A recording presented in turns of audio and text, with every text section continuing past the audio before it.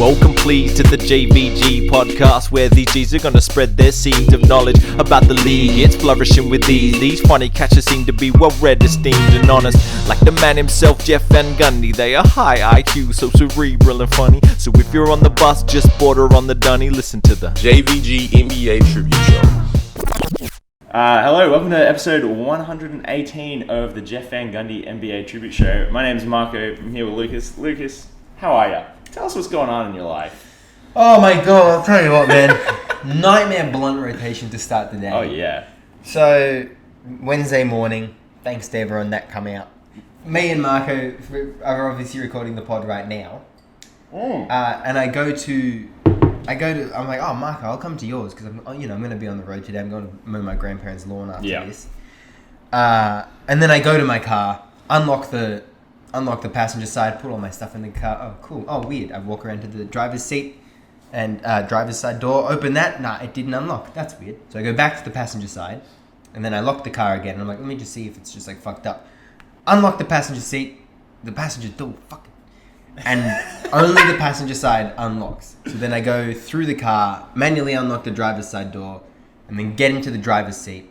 And then the car just doesn't turn on. Like, not even like a fully dead battery. Completely flat. Flat as a tack. And so I'm like, oh, this is such a fucking hindrance. Because I had the whole day planned pretty much. And now not only do I not have the day planned anymore, but I have no car. So it's just so much headache that I did not want to deal with on a Wednesday morning. Yeah. But it is a beautiful day. It's such a beautiful day, and it was also like, I felt really spiritually positive about the idea of recording a podcast on a weekday morning. Yeah. You know, like, I think back to probably the only other time we've recorded a podcast this time of day was when we did the James Harden emergency trade pod. Was that to Brooklyn? Yeah. It wasn't even to Philly. That's crazy. No, it was to Brooklyn. That's so long ago. Yeah, I remember because it was when all the picks went with him. And I was like, wow, Brooklyn just made this mistake. And then like for a year, it looked like that was a really bad take. But as we might get into today, it might be history repeating itself. But yeah, so far, because since that happened, I rocked up here and I rang the buzzer on the apartment. Not twice, but thrice. Yeah. To no response. And yeah, so Lucas's doorbell's broken. Yeah, the apartment buzzer is not working either. So I don't know. Maybe it's like fucking There's like a spooky ghoulie here around on this Wednesday morning or something. Or it's just that. Maybe this is just like a pre-lead to my summer and everything's just gonna fail. Like my car can't deal with 1 day of heat. The buzzer can't deal with 3 rings. Right. On the first 29-degree day. Well, they come in 3s, so let's see what happens next. All right. Well, why do you have me here today, though? Well, what did you want to start with, Lucas? I think you wanted to start with a little, I don't know, a more somber, less basketball related moment. Oh, takeoff. Yeah. It is sad. I think the news came the day after we recorded. Yeah. The news came heavy. No, I think it was like midnight that night or something like that. Yeah. So Takeoff passed away. Takeoff got shot and killed in a dispute that he was not even involved in. Yeah. Takeoff, for anyone that doesn't know, is the best Migo. By far. Yeah. And it's sad. It was the first time, like, I reckon, a celebrity passed that I had, like, consumed their content every single day. I've been listening to that Hotel Lobby song for, like, 2 months straight now. At least 5 times a day. Yeah. And it's only gotten, like, I've only started listening to it more since he passed. Yeah. But it's sad. Like, there's a reason he was always the last verse on every Migos song. Because you can't just trust that with anyone. Yeah. And Takeoff always brought it home. Yeah. Not much else to say. It's really sad. I think the saddest thing is just that it was like, you know, obviously all members of the Migos give off that kind of gangster, you know, we're violent criminals, blah, blah, blah, blah. But like, by all accounts, he was actually just like the chillest, most peaceful, nicest guy. Probably easily the most nicest guy of the Migos, because like fucking Offset and Quavo have had their moments. Yeah, Offset keeps cheating on Cardi B. Yeah. And Quavo takes the Celebrity All-Star game too seriously. The greatest crime of all. But yeah, so for him to die like that, yeah, it's just really tragic. Yeah. Yeah. That's it. Rip. Well, and then that same morning, we actually woke up to the news that another. I'm not going to do it that segue, but Steve Nash had lost his job as head coach of the Brooklyn Nets. I think it was a pretty classic JVG moment where like fucking so much news came out hours after we published. Yeah. And we're not gonna do the full timeline today. If you want to go listen to like just fucking everything about the Nets situation, go listen to the most recent episode of the Deep 2 NBA podcast. Dante Boffin knocks it out of the park with talking about the Kyrie anti-Semitism and stuff, and also talking about like how it must feel to be a woman working in or around the NBA, considering there's like six. I think is it 4 or 6 head coaches that like just have domestic. Just have really bad allegations of them, and who would not feel comfortable around as a woman. Yeah. But the long and the short of it, Steve Nash lost his head coaching job pretty much immediately. Ime Udoka was linked to the head coaching job. It seemed like a surefire thing. But sort of as this week has gone on and there's been this bad reaction to it, the most recent report from Mark Stein is that Nets owner Joe Tsai is being urged by some strong voices not to hire the suspended Celtics head coach. Lucas, what do you make of all of this? Yeah, so the Nets' like commitment to just fucking derailing their season it's pretty admirable. Yeah. Ime Udoka coming out as like had they gone through with hiring Ime Udoka, then it'd be like, how do you even fucking wrap your head around that? And they might still go through with it. Yeah, it seems as though they're letting the dust settle before making a decision. But I just think that they've just been on such a bad trajectory of just like doing the wrong thing over and over and over. And I think they just need different decision makers.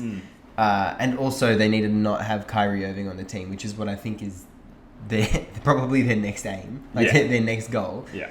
But yeah, it's just like I can't remember their season being like hopeless this early on, since like Kyrie and KD have moved to Brooklyn. But yeah, I think that their horizons are not too hopeful. However, I think KD's been like playing really well lately with the bench mob. Yeah. And it looks like he's really turned his own game around this season. And I think that, I hate to speculate, but if it's on-court stuff, then I'm going to speculate. I think it's because he doesn't want to play with Kyrie. Yeah. And I think that's the reason he asked for a trade out. Yeah. That was that was sort of the lesson of the offseason was like, okay, Kyrie's going to try and get out of Brooklyn, blah, blah, blah, blah, blah. Okay, nobody wants him. Okay, fine, I'll, sign again with him, and then immediately KD wants to be traded. Yeah. I think that says what it says. And if you were KD and you were already at that point in the offseason, everything that's happened since would only push you further towards that thing. But yeah, I think that point about it just being completely hopeless is so accurate because, okay, Steve Nash has not been coaching this team well at all. He's just not tactically, I just haven't seen any tactics from him in the last season. And I think, the fact that in his debut season he had Ime Udoka, who didn't know all about this shit as the, lead defensive assistant coach, and then Mike fucking D'Antoni as his lead offensive assistant coach. I think once those two sort of left and it was like, all right, Steve Nash, show us what sort of coach you are. I haven't seen him do any good coaching. Now, so obviously then you've got the Kyrie situation. Don't need to explain all that. But then the Ben Simmons thing as well. So he's just been really bad since he came back. And it doesn't... I know a lot of people have been like, oh, it's early in the season, like he's getting the feel for the game back. You can't compare him to someone like Kevin Durant, but like players like Kevin Durant, they come back from season-long injuries and where they're actually healthy once they hit the court, and they're just as good as basketball as they were when they left. Maybe they've gone from 100% to 95% or something like that. I mean, KD certainly didn't. So the fact that he's just looks completely out of place on offense, he's not good on defense either. Like he's not getting the hardest defensive assignment every single night.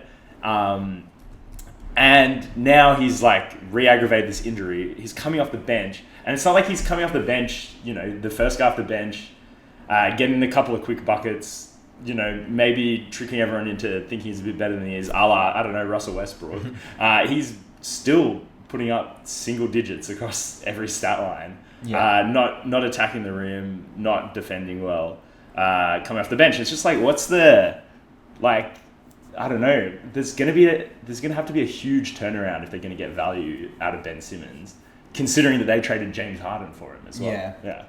Yeah. It's not, and it's not, as you touch on, the triple single. It's not like a Draymond triple single. Yeah. But also, he looks fine. Like he doesn't look like he's playing with an injury. He looks like a pretty healthy player. Fucking preaching to the choir, but it's just all mental. Yeah. And I think that his return could have either made it seem like it was an injury in Philadelphia. The season that he sat out, not the fucking season he passed up the layup.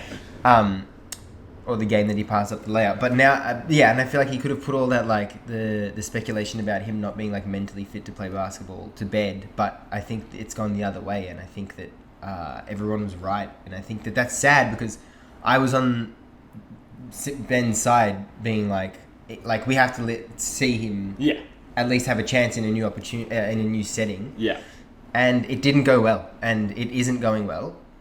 There is still like that little part of me that's like, it could turn around as the season progresses. As we've all said, fucking Steve Nash's offense is really, really bad for the past. Who knows how. Even like, not last season, but the season before, that series against the Bucks, when KD was just like pulling anything out of his ass, they weren't running good plays. No. The Bucks were like also playing to their level. It was from a like tactical standpoint, it was a really bad series. So from then till now, maybe there is that part of it that's affected Simo as well. Yeah. Who is already doesn't bring any scoring to an offense.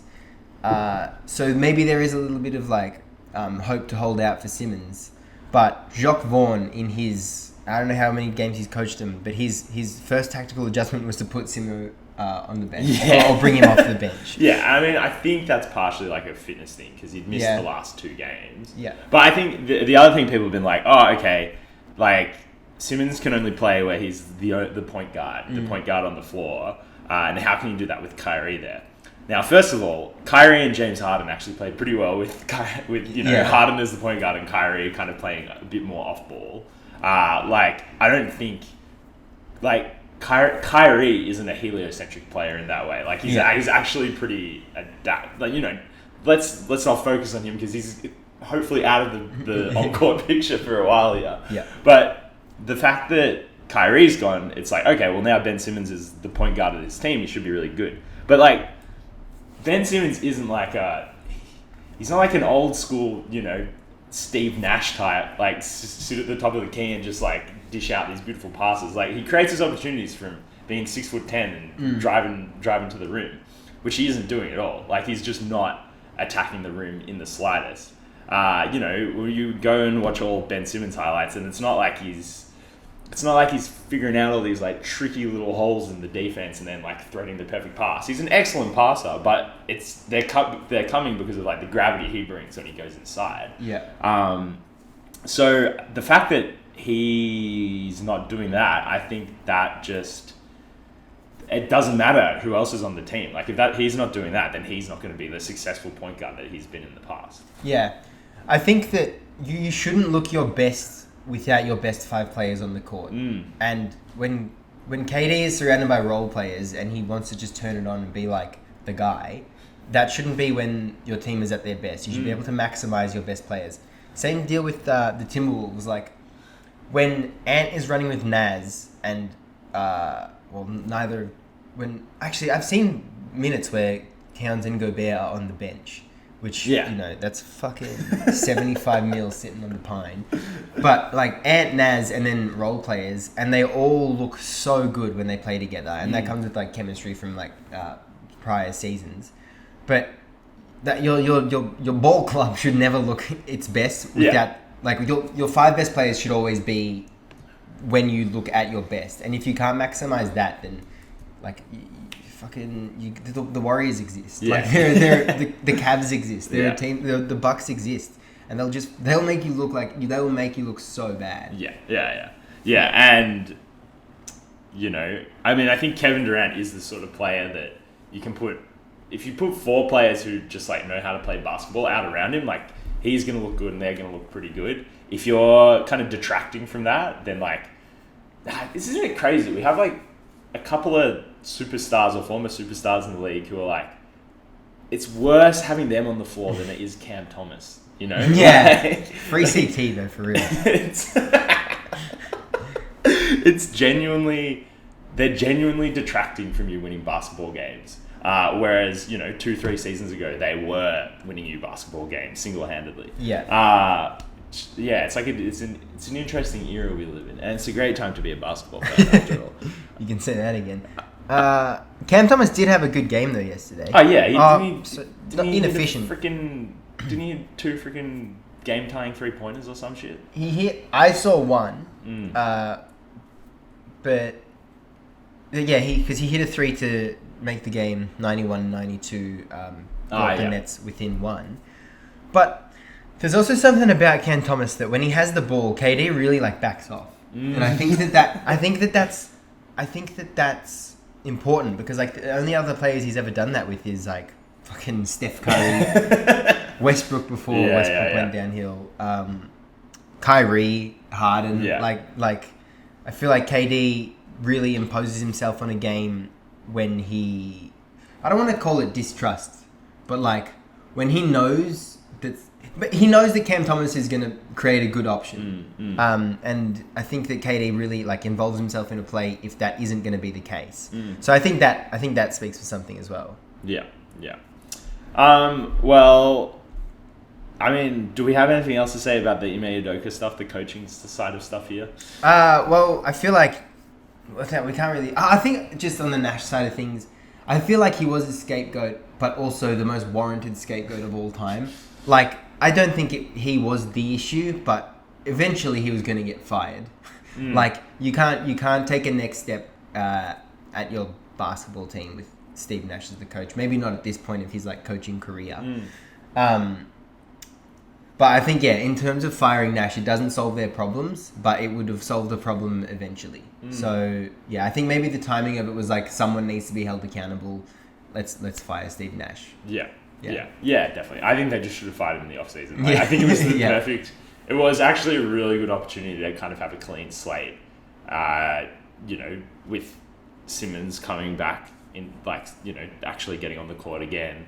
I don't know how this season would have gone if they had a different coach. Could have gone exactly the same. Kyrie still probably would have watched that documentary.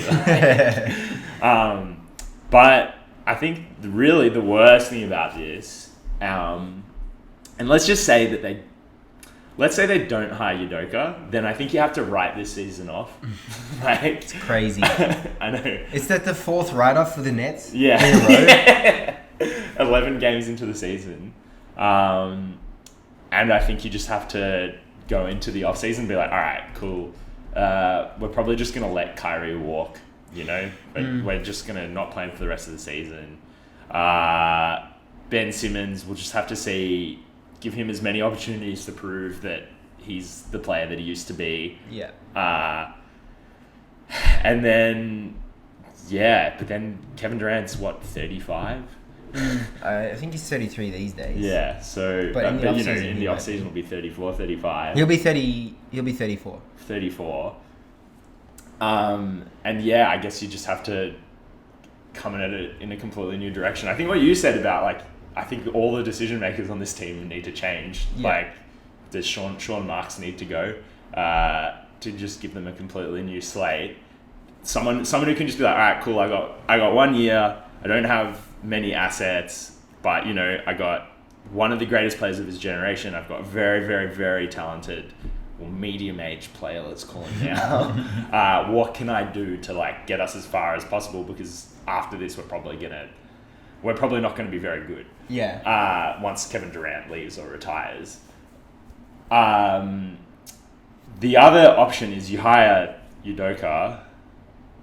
He can't salvage this season because it's already unsalvageable. And then what? Then do you like go into the next season with a clean slate, even though you've had this guy who was in the NBA Finals the season before. He's underperformed. He's obviously a really bad character. What's sort of you're still carrying over too much shit from the old era. Even if you write this season off and go like, okay, well we got Udoka because he was available, but we were really thinking about next season, not this season. They're not hiring because they think he's. Well, I think they would be deluded to hire him with the thought that he'll turn their season around and make them a strong playoff team. You can't go. Yeah, if this is the clean slate, next season can't also be the clean slate. Yeah. Like, the next season can't be the there's no expectation season, because this is that season. Yeah. And, like, the past few seasons have been, like, write-offs due to injury and stuff. I think that maybe they just need to... I think the thing is, like, I don't see the pathway out. Yeah. And I think that they need to think about everyone as the issue. Everyone is a potential issue. Yeah. Because they haven't won a ring, and I think that at the start of the Kyrie KD era, let's call it, I think it was like, this team is going to win a ring. If they do anything less than win a ring, then they have to consider it a bust. Yeah. They haven't made a conference finals, so I think that they need to explore every avenue, and I think that even like trading KD or Kyrie, like completely turning their franchise around, I think that needs to be something that they at least consider, because what they've been doing has been the wrong thing. Yeah. So I think they need to really think about it a bit more radically. Yeah. Yeah, and I think like some of the trade offers that, didn't eventuate for KD in the off season, like they look pretty good now. Yeah. It would kind of be better to like trade KD, get a whole bunch of picks, get a couple of good young players. Just, you can fucking waive Kyrie, and then just like you'd actually have like there are still lots of fun, youngish players and good role players on this team who'd be happy to stick around, for the next era. Yeah. But I mean, I really think the Nets thought that I don't think they thought this would happen going into the season. Like I think their attitude this offseason was like, cool, we got 3 stars again. Let's just run it back and have another go. But like just how quickly that proved to be wrong makes everything they did in the offseason look really bad. Yeah. I also don't think I'm going to hold it against Sean Marks and whoever had any say in building this roster. If you get Kyrie, KD, and you bring in Harden from Houston, and I don't know if anyone remembers James Harden from Houston, that was like, he broke the NBA. Oh my fucking God. There's fucking clips of Ricky Rubio defending him on the opposite side. Like, he's got Harden between him and the ring, and he's defending the step back only. Like, if you can break an NBA D that well, then you have to be like a generational talent. I'm not going to hold it against someone for putting those 3 players on the same team, no matter if it costs all of your draft assets. If they can't figure it out, that's not your fault. Yeah. The only, I guess, caveat to that is perhaps NBA GMs should have been aware of how bad Kyrie is for a team a bit earlier than they were. Like probably from when he left Cleveland, it should have been like, don't fucking touch this guy. Yeah. But I feel like it was one of those things, it was like the condition of getting Kyrie and KD is getting both. Yeah. And if you can get KD on a team, you get KD on a team. Yeah. And fucking also, everyone likes being all high and mighty about Kyrie, and fair enough. Like, it's pretty easy to be high and mighty about that guy. But I remember when he just had the low-key 50-40-90 season, in their first full season together, and everyone's like, you know what? Maybe this thing with Kyrie will work. And it's like, no, fucking every other minute of the day, you're complaining about how he's a bad character guy. Yeah. And then as soon as he's like putting up a good basketball product, you like kind of turn your head a bit. Yeah. So, I guess my point is, yes, people should have recognized that earlier, but also people just completely shut their eyes once they're playing good basketball. Yeah, definitely. Similar situation over in the Western Conference when PG and Kawhi were like, I'm not coming without the other guy. Yeah. How about the bloody Los Angeles Clippers? Oh my god. So, latest report is from the Los Angeles Clippers. Kawhi Leonard, he's played, 2 games? Very, very spot minutes in 2 games. And he's now been ruled out indefinitely as he comes back from his ACL surgery. I can't believe how confident I was that this team would be good this season. Yeah. And I mean, I think later on I'll give myself a bit of a caveat to that. But I was just so confident that regardless of how many games Kawhi plays, whether that's 30 or 40 or 50, this roster was deep enough that they could, put together a pretty good basketball team. Kawhi Leonard is probably not going to play anything close to even 30 games this season. Yeah. It's probably going to be the 2 that he kind of played in. And yeah, like the Clippers, they're not terrible, but they don't look great. They're 6-5. Their victories have come against, and we've done this bit before, in fact, with the Minnesota Timberwolves. Their victories have come against the Lakers, the Kings, the Rockets again, the Spurs, and a solid win against the Cavs yesterday. So that's 5 bad teams and 1 really good team. So realistically, and they have also incurred 2 losses to the Oklahoma City Thunder. So realistically, this team is not doing very well. Yeah. Despite what their record might say. If you've watched any Clippers game, the on-court product has not been very good. Yeah.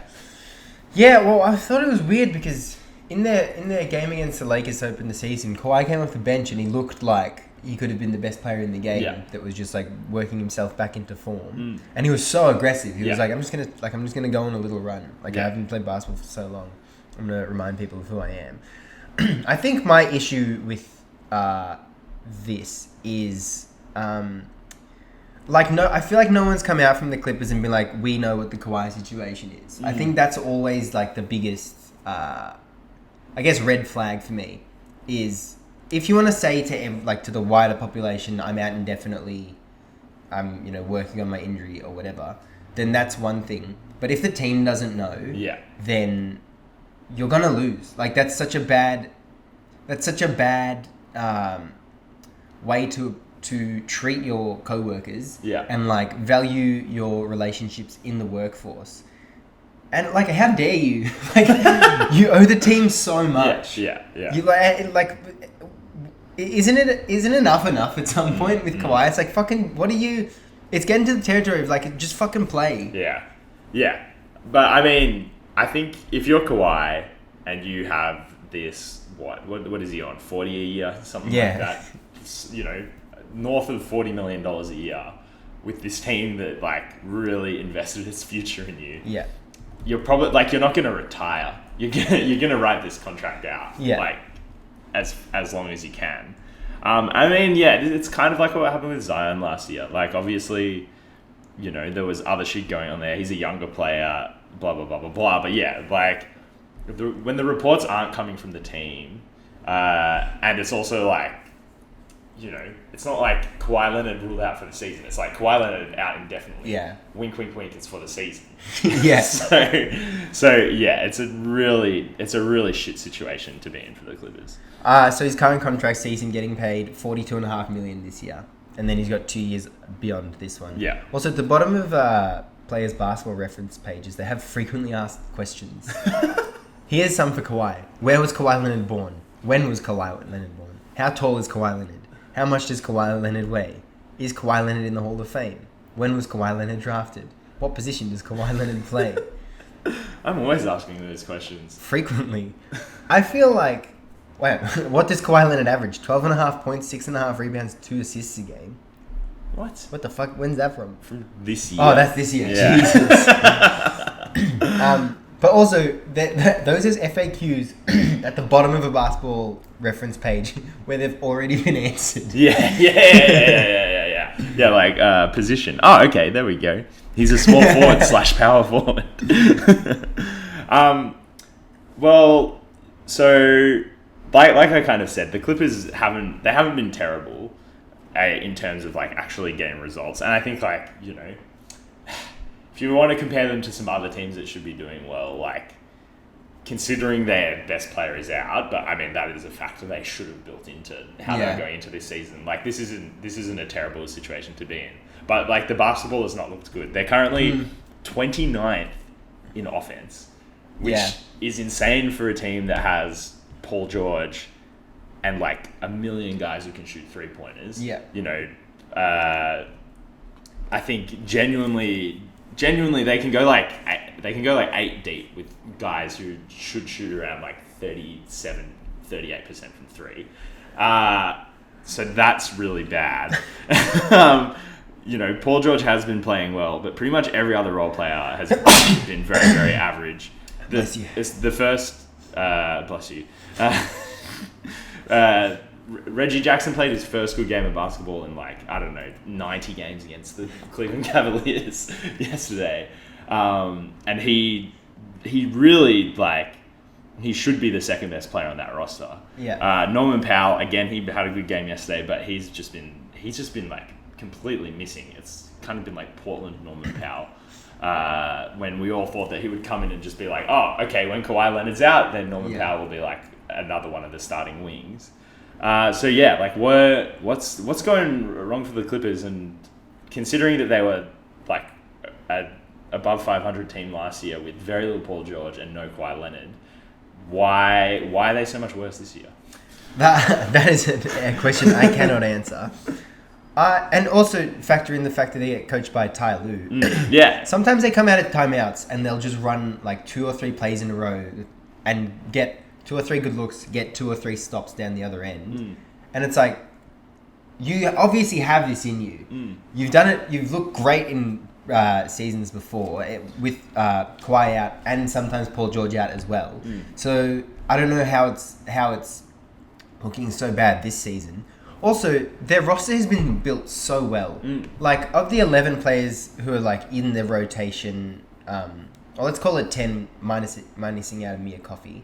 Of the players that have played at least 7 games this season, that also doesn't include Kawhi Leonard for him playing at home, Robert Covington, John Wall, Marcus Morris, Luke Kennard, Paul George, Terrence Mann, Nick Batum, Norman Powell, Reggie Jackson, Ivica Zubac.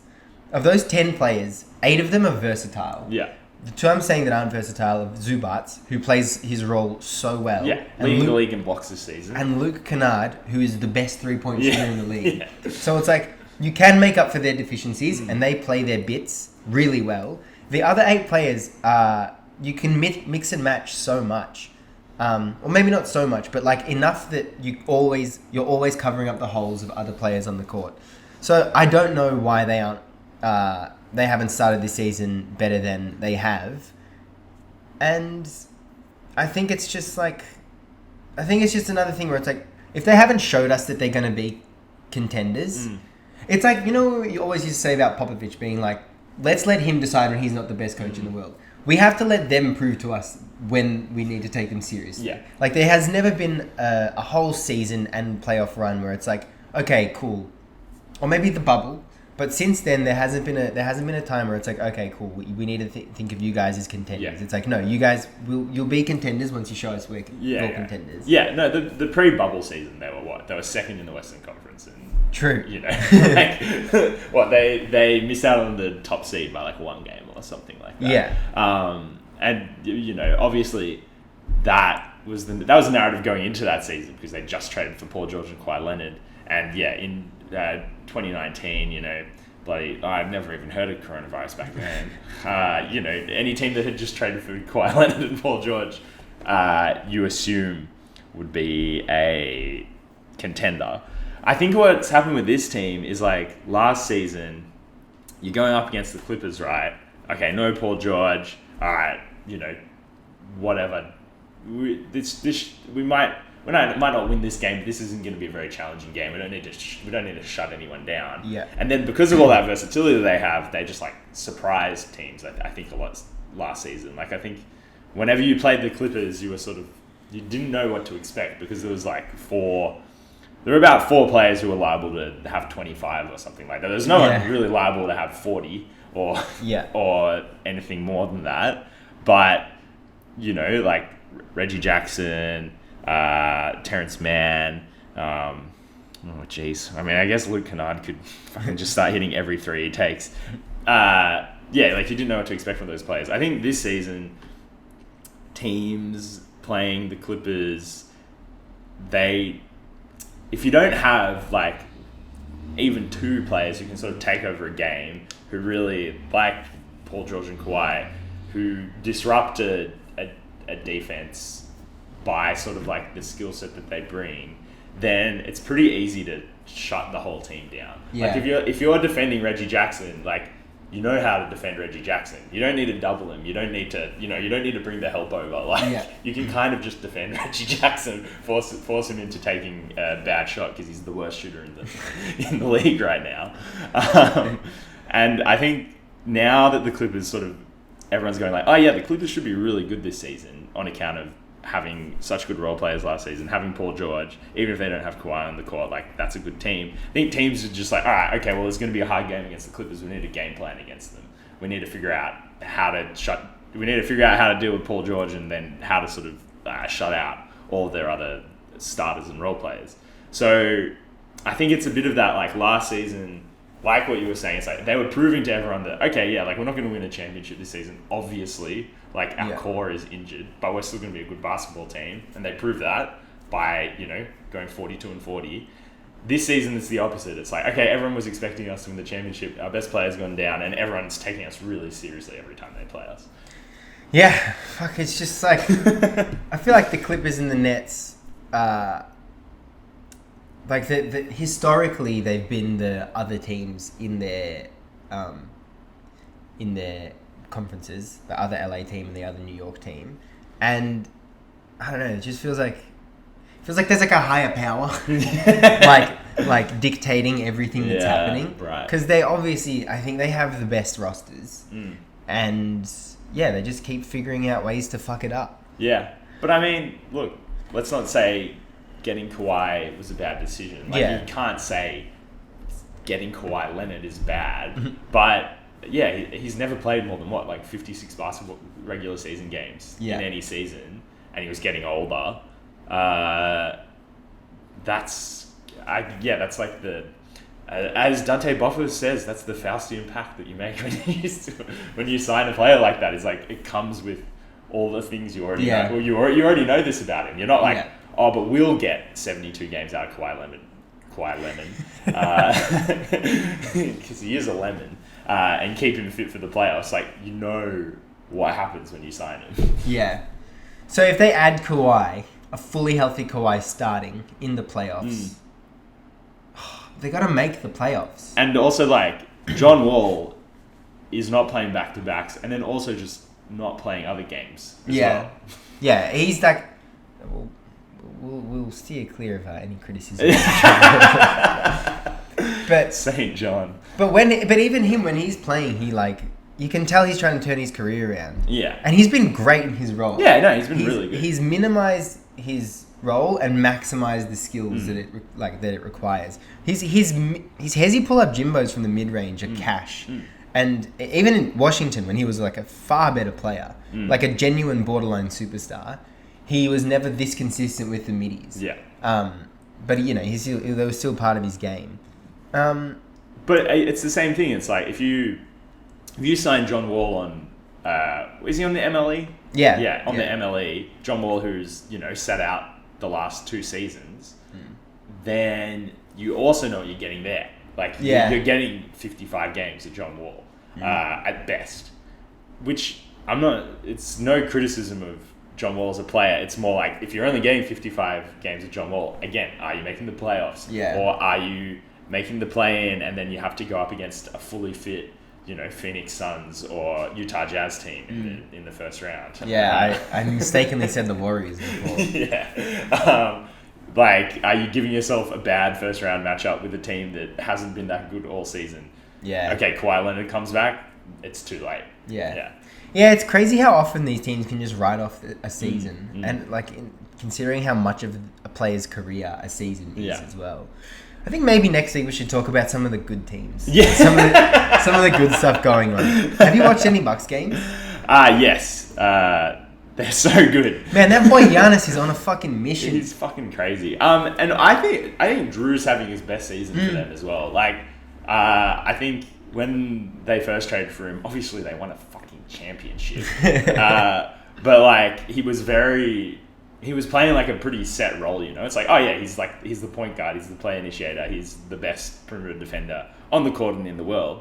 But this year, like with Middleton out, it's been less of like, oh no, now Drew has to take more shots, and more like, oh no, Drew's fucking scoring. Like he's the second scorer on this team because there's not much like scoring depth in that roster, I think. But yeah, it just hasn't mattered. Yeah. I want to see how Serge is looking as well this season. I feel like any spots I've seen the Bucks play, I haven't seen many Serge. Yeah, minutes. I feel like he's been fine. Yeah, I think he has been fine. How many minutes is he playing? 10. Also, Jordan Nwora is getting more minutes. Oh man, they're just building this team really well. Yeah. Man, complete opposite of like fucking. It's just well run. Yeah. It's just well run, and like I think they've been building this team long term, and like the foundation is so set and interwoven that like I don't know. Maybe I will start saying culture is important in sports clubs. But yeah, like even they just run some like super fun lineups. Like the other night I was watching him and Giannis was on the bench. It was Brook Lopez, Bobby Portis, Drew, Wesley Matthews, and George Hill. Now, Wesley Matthews and George Hill, they're both 36 years old. Yeah. And like, at their very best, they're like, what? A good role player? Was George Hill maybe like the third best player on a good team? Yeah, he used to be super athletic. Yeah. That lineup sounds like it should, you know, Brook Lopez also 34, Drew Holiday 32, Bobby Portis, I don't know, like not the most mobile defensive player. Yeah. But it's so good. They were just completely shutting out teams on every possession. Yeah. And then like you actually have 5 guys on the floor who are good 3-point shooters on the other end. And like to be able to hold that over when Giannis is on the floor and then Middleton by proxy also isn't on the floor is like so impressive. Yeah, I feel like the Bobby Brook minutes I still underestimate them. Yeah. And they work. I want to hate them. They work. They just continue to work. Yeah. Every single time. And God, there's so much to like about this team because it's not like okay, Giannis comes off, someone has to go into the power forward position and like we play like, you know, kind of does a shadow of what Giannis does when he's on. They're a completely different team. Yeah. They've got a completely different game plan. Which, like, you know, I wouldn't have said that Mike Budenholzer was a very flexible coach maybe when we started this podcast. But that's coaching flexibility to be like, okay, I don't have the guy my team revolves around on the floor. We're going to play like a completely different brand of basketball, not just an adapted brand, but like a completely different look. Yeah. Yeah, I guess Bucks offensively do like play off a philosophy rather than a game plan. Because there's so many times where they'll take 0 pass threes, like with 18 seconds on the shot clock. And it doesn't seem to be their game plan. But then when you have a lineup like that, then, you know, I still don't think that it's good. No. But I think that it works. Yeah. Because obviously, like, most of their game plan is based off of just completely stopping the other team. Yeah. Demoralizing and stopping the other team. So yeah, I think maybe watch a couple of Bucks games. I definitely will over the next week, just so I can feel a bit better about the NBA. Yeah, for sure. Well, speaking of basketball leagues that you can feel fucking hopeful about, the WNBL started over the past weekend. And how's that been? It was really good. The first weekend of games was really good. If anyone wants to get into the WNBL, I highly recommend. And I also highly recommend the WNBL show, which I can't remember what the host's name is, but her first 2 guests were Annalie Maley, Opal's star, and Sarah Blitzarves, Opal's star, and also star of a person. I'm halfway through the second episode. First episode was great. Second episode is somehow even more entertaining, even though I straight up might have a crush on Natalie Maley. Straight up might. Yeah, I don't know if I have, if she just charmed the fucking shit out of me, because she was so charismatic when we were talking. But yes, round 2 actually starts today. Southside versus Melbourne is tonight. That'll be kind of unmissable. Yeah. And I think that one's on Kayo. I'll check nice. right now. But yeah, Southside boasts Sarah Blitzarves, Lauren Jackson, and Kayla Thornton. And Melbourne has legends like Kayla George, Tess Madgen, who is out, and Tiffany Mitchell. Tiffany Mitchell and Kayla Thornton, as you might be thinking, hey, they sound like pretty American names. They are. They're both imports. Yeah, so there's 4 opals and 2 good American players. In that matchup alone. Yeah. That's pretty good, I would say. Yeah, let me just double check. Yeah, Tiffany Mitchell is playing for the Melbourne Boomers. Just had to double check that. Yeah, well, I have to admit I haven't watched any games yet, but that's okay, man. I'm excited to. I think, as you say, there's so much talent in the league. So are all the games on KO, or is it just like... Nah, so the Wednesday game is, and then the rest of the games are on 9 now. Oh, really? Yeah, and I think you can watch them on demand as well as live. That's so easy. Yeah, it is. I can't believe it's that simple. It's seriously... I don't think most of our listeners would probably not have to pay an extra dime, and it's like very high quality basketball. Yeah, goddamn. Well, that's that on that. Well, I actually had one last NBA thing to say. So the last 2-minute report came out today. Let's talk about it. And you might be familiar with it. If you're a Sacramento Kings fan, you might be very familiar with it. Sacramento Kings always have nail biters. Yeah. They always have, they have the most ridiculous game winners that don't mean anything. And then they just get fucked over. They just get fucked over in the last 40 seconds of games as well. Whether that's by their own fault, by not being able to win a game. Or in the case against the Warriors. Or in the case against the Warriors, the refs absolutely fucking... Oh, man. So, yeah, in their game against the Warriors yesterday, they really looked like they were going to win it. And I think they deserve to. The Warriors have...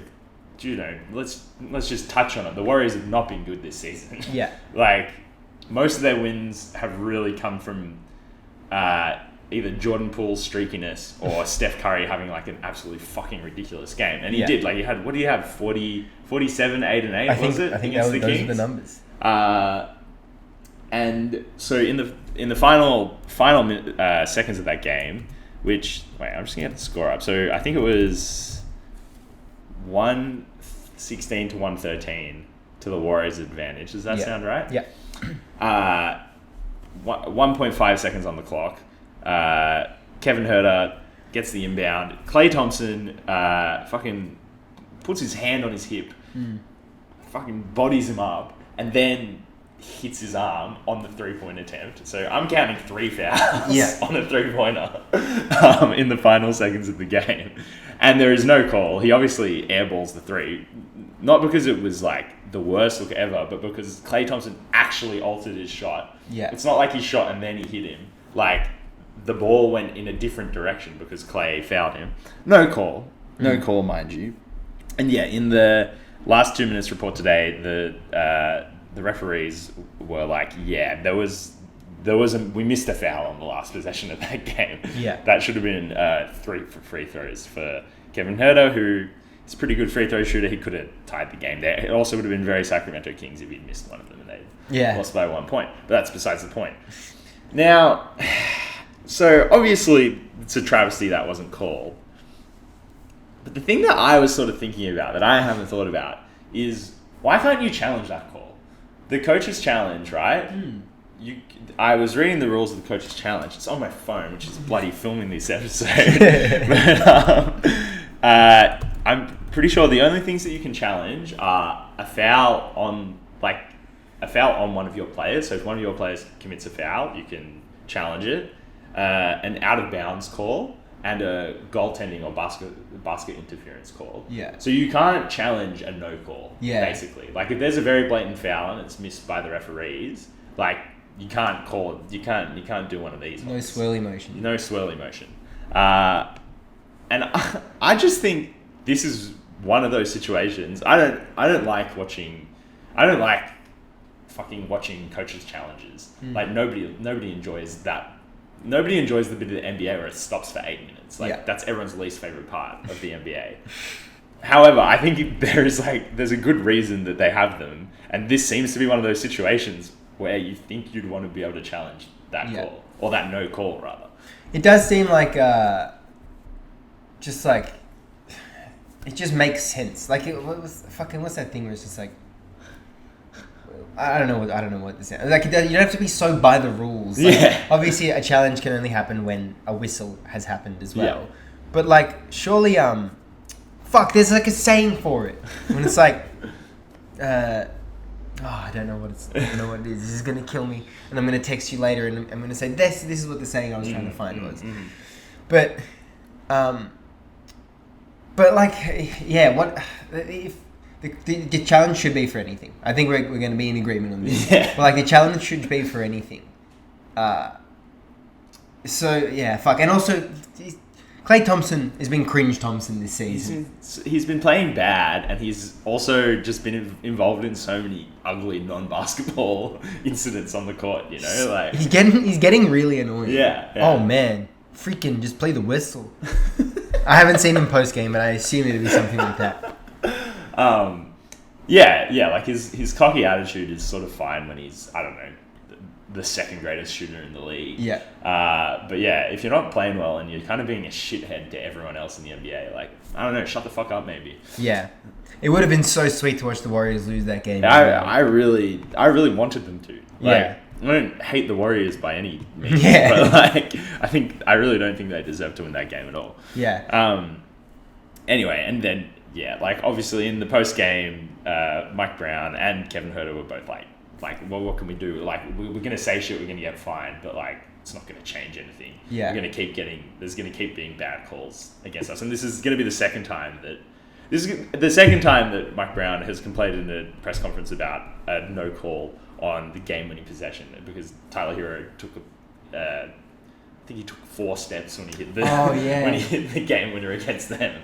So was that this season? Yeah, that was like a couple games ago. Yeah, their last game against Orlando, De'Aaron Fox hit a half-court buzzer beater. Yeah, what the hell is going on with the Sacramento Kings? What the hell is going on? Yeah, they're 3-6. I'm never like, yeah, the Sacramento Kings look good, but they've also absolutely been fleeced. Yeah. In the final minutes of 2 games this season. Yeah. Involved in a couple of other nail biters. So, yeah, I don't know what my eventual point about that is. You know, there's always that adage of just win the game earlier in the game, and you don't have to deal with this shit. Yeah. But I think that was a really, really, really poor situation. Yeah. That Klay Thompson. Yeah, that like it shouldn't be up to the officials. Well, it was, and they did make a mistake. Yeah. But that's got to be one of the worst impactful no calls I've seen in a very long time. Yeah. There is always something. I'm starting to be a bit of a Domantas Sabonis hater as well. So there is something I kind of liked about watching him lose yesterday and going up to the ref and complaining. Yeah, I just don't think he's that good, eh? Nah, me neither. In terms of like, if you want to win, if you like, I've never seen what he does get represented by a win. Yeah. And I don't know. I find it kind of satisfying to hate him. Yeah. Yeah. Well, what's there to like about Sabonis' game? Like from a, when you watch someone get a bucket or throw a nice dish or cross someone over, you're like, that's basketball, baby. What's there about Sabonis? Sometimes he has some pretty nice finishes on the block, like pretty physical finishes. But then also he's just a sieve. Like he is just 2 points waiting for the other team. Yeah. Righto. Well, cool. Fuck the refs. Fuck the Kings. Fuck Klay Thompson. And I guess I'll talk to you next week, Lucas. Yeah. See you next week. Oh, I don't think we've ever done this before. Oh. I don't think we've ever done this before. But our boy, Me. my dear boy Lucas. He actually had he made his video analysis debut on YouTube the other day. On the Deep 2 Film Room. On the Deep 2 Film Room, which is a recurring series. It's recurred twice now, where members of the Deep 2 write for the deep2.com. Do a little bit of film analysis of NBA games. And Lucas, you did a video analyzing the Minnesota Timberwolves and how they can maximize their offensive output. Yep. The title of the video is How to Maximize the Minnesota Timberwolves on Offense. And yeah, it did actually come out between last episode and this episode. I feel like I definitely said that I was making it last episode. But now it's out, everyone. Came out 6 days ago. And all the information is still very relevant. I think Sean said he likes making evergreen content. Yeah. Especially for the film room. And it's pretty evergreen. Yeah. And with every Minnesota Timberwolves loss, there's like a jump in views by like 20 to 30. I'm currently sitting on 196, which I didn't think I was going to get to. Yeah, that's great. I thought I was going to very best case scenario max out 140. Yeah. And then maybe get a view a week or a month after that. So from what I'm gathering, people are YouTubing Minnesota Timberwolves offense, and your videos coming up. It must be. They might have been putting maximize in there when they're saying how minimize the team. It's got to be something. Yeah. It's got to be something. I put it down to something. I'm sure it'd be in the suggestions of other videos when you go down a YouTube rabbit hole. Oh my god, I'm rabbit hole content right now. Yeah. Frustrated Timberwolves fan, or just frustrated NBA fans watching the Timberwolves and going, "Fuck." Yeah. I'm gonna hate watch 10 videos about this now. Hate watch. No, but it's a really good video. The analysis is fantastic. It's evergreen, and I think it's just if Chris Finch just did it, it would have results. If you just ran a couple of Spain pick and rolls a game, they'd be looking a lot nicer. Yeah. Also, Ant, it's actually been getting worse since this video came out. But he is just not fucking there. He just doesn't care. Yeah. It's speak about bad teammates. I don't know. I don't know what the timeline is for Ant to become a good teammate, but he is seriously not helping the team at all. And it's dropping off, which is a concern. I mean, everyone's probably seen the Instagram low light of him just standing on the wing, literally not moving. Hands on hips for an entire possession, which is it's just a bad look as well. Just at least pretend to be engaged in the possession. It's but he's obviously doing it because he knows what he's doing. Yeah. He knows that everyone's watching, and he knows that he knows the image he's putting out there. It seems it doesn't seem like it's a very bad way to go about it. Yeah, definitely. So you can check that out on the Deep 2's YouTube channel. I'll put a link in the description of this YouTube video as well, because that's something we could do. Hey, I can even put it up with the little square comes up. Would it be my side? I can put it wherever I like, I think. Oh, you're thinking of the eye. The eye. Yeah, the eye. No, it'll be going up just there. And for real this time, I'll see you next week. For real, see ya.